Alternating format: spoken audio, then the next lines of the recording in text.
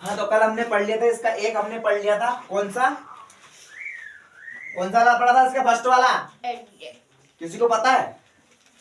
हाँ देख लो कॉपी में, क्योंकि ऐसे तो तुम याद करके नहीं आओगे, मुझे पता है। सर एडजेक्टिव पढ़ लिया था इसका एडजेक्टिव अपन ने दो पढ़े थे। एडजेक्टिव दो टाइप के होते हैं, तो पहला कौन सा था? एट्रीब्यूटिव था। Very good. डिस्क्रिप्टिव एडजेक्टिव पढ़ा था अपन ने। कौन सा पढ़ा था?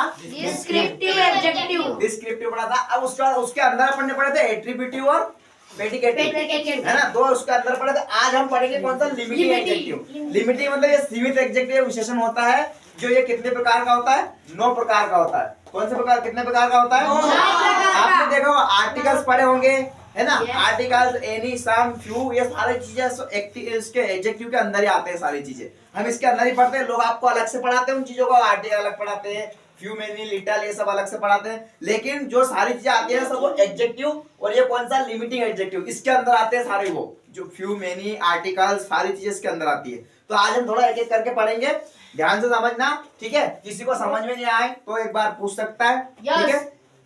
तो देखिए, limiting adjective there are 9 types. कितने प्रकार के होते हैं? 9 प्रकार के। 9 प्रकार के होते हैं। इसकी परिभाषा मैंने लिखवाई थी आपको कल भी, और आज एक बार मैं फिर से लिख रहा हूं। Adjective is the word that tells are more about the noun and pronoun, है ना, मतलब ये हमें नाउन और प्रोनाउन के बारे में ज्यादा जानकारी देता है, उनके बारे में ज्यादा बताता है, ठीक है?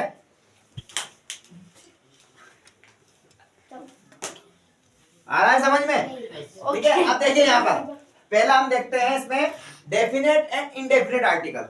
देखिए, एक डेफिनेट और इनडेफिनेट का मतलब होता है निश्चित और अनिश्चित, ठीक है? तो इसमें निश्चित कौन से होते हैं और अनिश्चित कौन से होते हैं? ये ए और एन जो होता है, ये कौन से होते हैं? इनडेफिनेट आर्टिकल्स होते हैं। मतलब क्या ए और एन, ये इनडेफिनेट मतलब अनिश्चित होते हैं। और द, ये क्या है? डेफिनेट आर्टिकल होता है। थोड़ा सा यहाँ पर उदाहरण देखते हैं। यहाँ पर उदाहरण लिखा हुआ है, देखिए, इनडेफिनेट को कैसे पहचानेंगे और डेफिनेट को कैसे पहचानेंगे। यहाँ पर लिखा है आई सा अ लायन, है ना? क्या लिखा है? आई सा अ लायन, ठीक है? मैंने एक शेर देखा, है ना?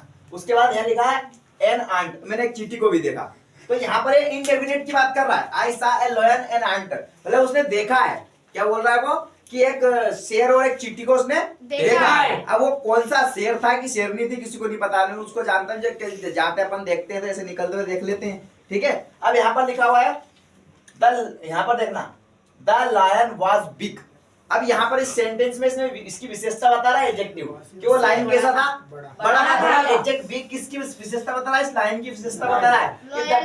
अब यहाँ पर ये इसलिए यहाँ पर इसके अंदर दा लगा है, क्योंकि ये डेफिनेट है, क्योंकि वो शेर कैसा था?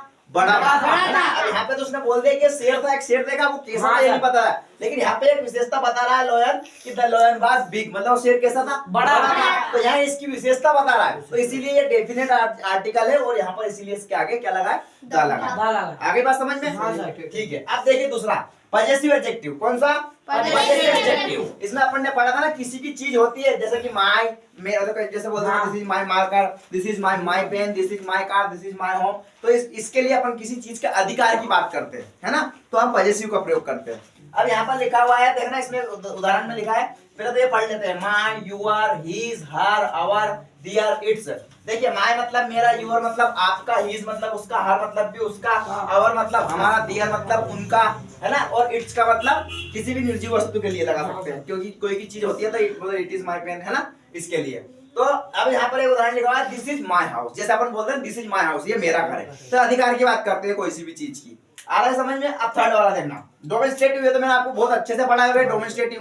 डोमेस्टेटिव में दिस, दिस, दैट, दोज और दीज, है ना, ये वाला पढ़ा है, आपको पता है कि दीज और दैट, दीज और दीज क्या होता है? पास की चीजों के लिए यूज होता है, और दैट और दोज दूर की चीजों के लिए होता है। और दीज और दैट क्या होता है? सिंगुलर होते हैं, और दीज और दोज प्लूरल होते हैं। आगे बात समझ में? मतलब हम किसी को पॉइंट करके बताते नहीं कि दैट इज माय फ्रेंड, वो मेरा दोस्त है, दिस इज माय बुक, ये मेरी पुस्तक है ना। दो से अधिक होते हैं तो हम उनके लिए दीज और दोस्त का यूज करते हैं। दोज आर माय फ्रेंड्स, उसमें एस लग जाएगा तो प्लूरल बन जाएगा, और उसके लिए हम प्लूरल फॉर्म का यूज करेंगे, मतलब दोस्त का यूज करेंगे। और दूर खड़े हैं तो पास में है तो दीज आर माय फ्रेंड्स, है ना, ऐसे। आ रहा है समझ में? एक उदाहरण देखते हैं, दैट लायन वाज स्कैरी। क्या बोल रहा है वो कि दैट लायन वाज स्कैरी, मतलब कि वो शेर कैसा था, डरावना, है ना। स्कैरी मतलब क्या होता है, डरावना। तो this sorry that lion was scary मतलब ऐसा शेर निकल के जाता है तो अपन देखे तो उसको देख के बहुत खतरनाक दिख रहा था वो शेर, तो वो वाली चीजें होती है। देखता हम बोलते हैं कि बहुत डरावना था, उसकी तो बड़ी बड़ी गर्दन है, बड़े बड़े बाल, तो वो अलग से दिखता था। वो बोल रहा है कि this lion is very scary, मतलब कि वो शेर बहुत डरावना था। आ रहा समझ में? अब इसका आता है इंडेफिनेट एडजेक्टिव। ये क्या होता है, अनिश्चित है, अनिश्चित एडजेक्टिव होता है विशेषण, जिसको बोलते हैं, देखो इसमें किस किस का यूज करते हैं, मेनी, एनी, फ्यू, ऑल। अब इसमें थोड़ा सा एग्जांपल देखना कि there were a few people, वहां पर क्या कुछ लोग थे, है ना, क्या थे कुछ लोग। अब यहाँ पे फ्यू किस लिए लगा है, क्योंकि हम इसको गिन सकते हैं, लोगों को गिन सकते हैं कि नहीं गिन सकते, इसलिए यहाँ पे फ्यू का यूज करा है अपन ने, क्योंकि यहाँ पर हम लोगों को गिन सकते हैं। तो यहाँ पर लिखा हुआ है there were a few people, वहां पर कुछ लोग थे। अब इसका देखो सेकंड वाला देखना, ऑल किड्स शुड कम, मतलब सारे जो बच्चे थे उन्हें आना चाहिए, शुड मतलब कि सारे बच्चों को आना चाहिए, ठीक है। तो ये आया आपको समझ में, इंडेफिनिट मतलब ये बच्चे जो, हाँ।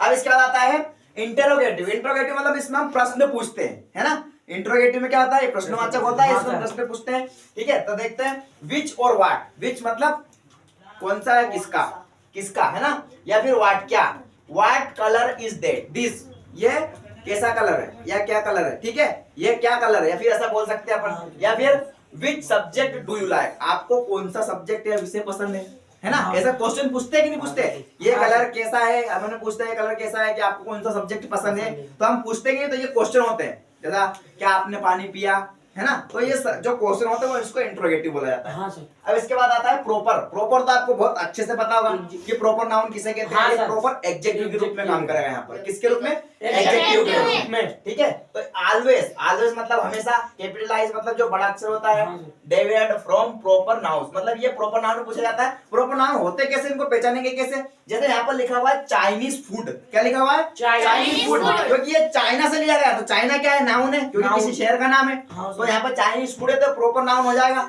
तो हम बोल देंगे this is a Chinese food, मतलब कि ये चाइनीज फूड मतलब चाइना से लिया गया है, तो ये प्रॉपर नाउन है।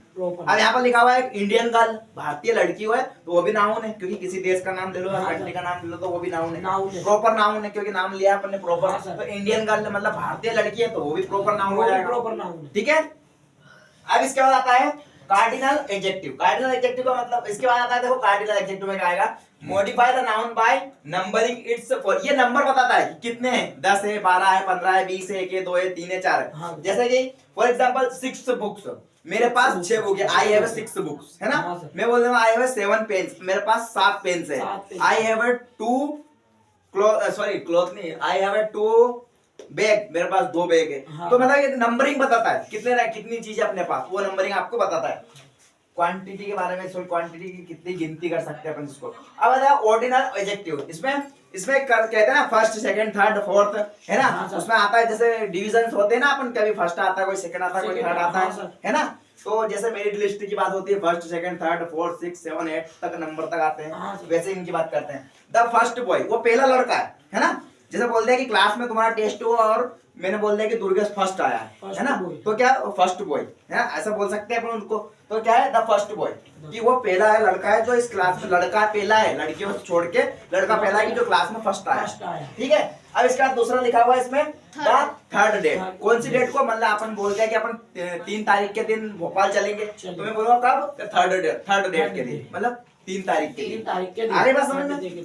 अब इसका बाद आता है noun used to adjective. Noun को हम एडजेक्टिव यूज में यूज करते हैं, एडजेक्टिव के रूप में कैसे करते हैं कि इंग्लिश टीचर, है ना। टीचर क्या है, नाउन है, ये कॉमन नाउन में आता है, उनको बताया था आपको। किसी विशेष टीचर का नाम लेते हैं अपन, है ना, तो वो प्रॉपर नाउन बन जाता है, कॉमन नाउन, उसको अपन टीचर बोल देते हैं। और यहाँ पर टीचर क्या है, नाउन हो गया, और इंग्लिश काय का टीचर है, वो इंग्लिश का। तो मतलब जो इंग्लिश है इसकी विशेषता बता रहा है, टीचर का है, इंग्लिश का है, इसीलिए यहाँ पर तो ये एडजेक्टिव बोलती है, एडजेक्टिव यहाँ पर इंग्लिश, ठीक है। और द बुक फेयर, मतलब यहाँ पर जो बुक तो क्या है, नाउन है, और ये फेयर क्या है, एडजेक्टिव है। आगे बात समझ में, हाँ सर, ठीक है। अब देखो फेयर एडजेक्टिव क्यों है, ये इसकी विशेषता बता रहा है। फेयर, सॉरी क्या बोलते हैं इसको, फेयर, वैसे तो फेयर का मतलब मेला होता है, तो बुक फेयर का चलो मैं अभी आपको बता दूंगा, लेकिन उसका फेयर मतलब वो यहाँ पर एडजेक्टिव की उसकी विशेषता बता रहा है, तो बुक की कि उसमें झूले का पार्ट होगा उसके बारे में बता रहा है वो। जो फेयर है नहीं मतलब, हाँ समझ में, ये मेले की जो बुक है ना, एक मेले के ऊपर लिखी हुई है तो उसको लेके आया है, तो ये उसकी विशेषता बताया कि बुक काय की है, मेले के बारे में है। आगे बात समझ में, उसके बारे में बुक लिखी हुई है, इसलिए उसको नाम दिया गया है कि द फेयर बुक। आगे बात समझ में, जैसे कि कोई से किताब लिखी है नहीं, भैया काय की किताब है, तो बोलते हैं इंग्लिश की किताब है, तो वो उसकी विशेषता है कि बुक तो है लेकिन कौन सी है, इंग्लिश की है या हिंदी की है, तो उसकी विशेषता बताता है। ठीक है, अब इसके बाद आता है कंपाउंड एडजेक्टिव। क्या आता है? Compound adjective. ये क्या करता है, दो या दो से अधिक शब्दों को या वर्ड को जोड़ता है ना, बताता है। जैसे यहाँ पे लिखा हुआ है मेड अप टू 2 और मोर वर्ड्स, मतलब दो या दो से अधिक वर्ड को जोड़ता है। अब देखना यहाँ पर बनाता है, जोड़ता है। नेरो माइंडेड, ये दो वर्ड को जोड़ता है। जैसे मैंने क्या बोला था, जैसे कि अपन दो वर्ड बनाते हैं उनसे एक वर्ड बनता है ना। मैंने तुमको बताया जब कोई बड़ा वर्ड आता है तो उसको दो शब्दों में काट काट के अपन जोड़ते हैं। मतलब दो, जैसे बड़ा शब्द होता है तो उसको दो हिस्से में डिवाइड करके ना फिर उसको पढ़ा जाता है, ये वही शब्द है। इसको जैसे नेरो, नेरो अलग है और माइंडेड अलग है, अब इस दोनों को शब्द मिला के वो क्या बन जाएगा, नेरो माइंडेड। आ गया समझ में? उसके बाद आता है हाईली रेस्पेक्टेड। हाईली और रेस्पेक्टेड ये दो शब्दों से मिलकर बना है। क्या बना है? Highly respected. तो ये हाईली और इसको हटा देंगे, इसको जोड़ देंगे, हाईली रेस्पेक्टेड। उसके बाद आता है मिडल एज्ड। मिडल और एज्ड दोनों को मिला के मिडल एज्ड बन जाएगा। उसके बाद टाइम सेविंग। टाइम सेविंग अलग अलग वर्ड है, इन दोनों को मिला के एक साथ टाइम सेविंग जोड़ देंगे।